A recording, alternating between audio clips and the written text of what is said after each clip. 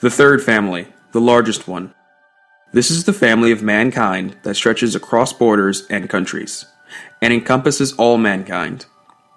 It recognizes no color or creed and stretches across the boundaries of time. It is the brotherhood of mankind that began with Adam and will continue till the end of time. Islam gives due regard to all human beings anywhere, treating them with honor and respect. Allah says, "We have bestowed blessings on Adam's children." TQ, Surah 17, the children of Israel, verse 70.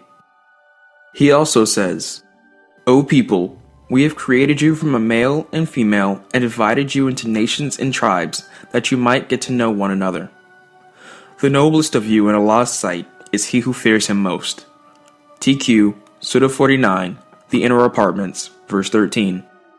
The fear of Allah in this respect, in its religious concept, means that do not enter into that in which Allah has forbidden you, but be as Allah has commanded you to be. It also means all types of goodness, beneficence, and liberality. Muhammad says, "All creation is Allah's dependence, and He loves most the one that is most beneficial to them." Islam commands Muslims to love one another and cooperate with one another. Muhammad warns against causing harm to non-Muslims. He says, "He who offends non-Muslims offends me, because if they show true affection, they will receive the same from Muslims." Allah says, "If a man greets you, let your greeting be better than his, or at least return his greetings equally." TQ, Surah 4, the women, verse 86. Muhammad portrays the character of a Muslim in the world family by saying, "A true believer is congenial and harmonious. There is no good in a person that is not amicable or sociable." Then Muhammad proceeds to depict the Muslim's role, which is further invigorated in the world family by saying, "The best person is the most beneficial to men."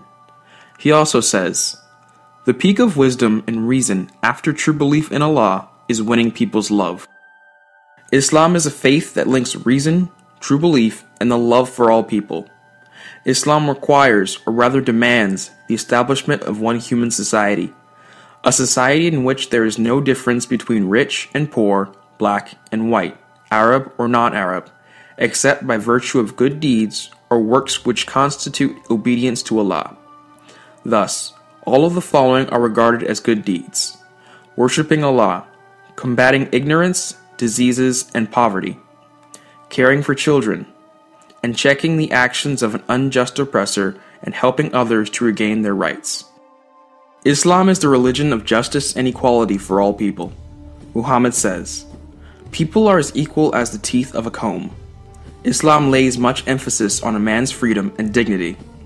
On rebuking the conqueror of Egypt, Amir ibn al-As, when his son abused a Coptic Egyptian, Omar ibn al-Khattab said, "How will you enslave people when they were born free?" Islam bans conversion by coercion or compulsion. Allah says, "There shall be no compulsion in religion." TQ, Surah 2, the cow, verse 256. Islam necessitates all this so that all people may live on God's earth happy and free, away from anger or envy, vanity, or wrongdoing. Man's concern shall be assisting his fellow men in giving them enough food and wealth. Muhammad says, "He never believed in me even for an hour of a day, he who eats his fill and knows that his neighbor is hungry." The Muslim Arabs in Medina were used to giving alms to Muslim and non-Muslim poor people. When the number of poor Muslims increased, the Muslims confined their alms to poor Muslims only. In the longest surah in the Quran, Allah says, "It is not for you to guide them. Allah gives guidance to whom He will. Whatever alms you give shall rebound to your own advantage, provided that you give it for the love of Allah. And whatever alms you give shall be paid back to you in full. You shall not be wronged." TQ, Surah 2, the cow, verse 272. Islam has ordained that the human family shall resemble the mother, who loves her children equally. She gives to all of them without discrimination between them. Here on earth, we yearn for a kind of life for all in which right, justice, and equality prevail. Big guns are silent forever, and the hands of men work for the advantage of their fellow men.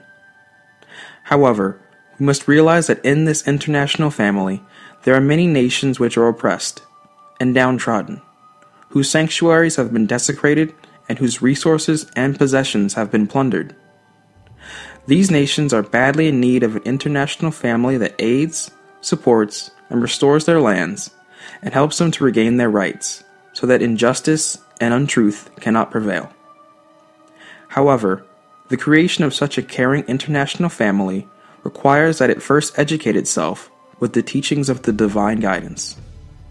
Thus, not only will peace be achieved, but also love, brotherhood, cooperation, and happiness for all.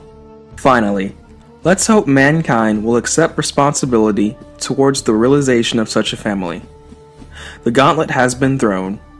Will man then accept this most important challenge? Peace be upon you all. His Eminence Sheikh Ahmad Kuftaro, the late Grand Mufti of Syria. www.godispeace.me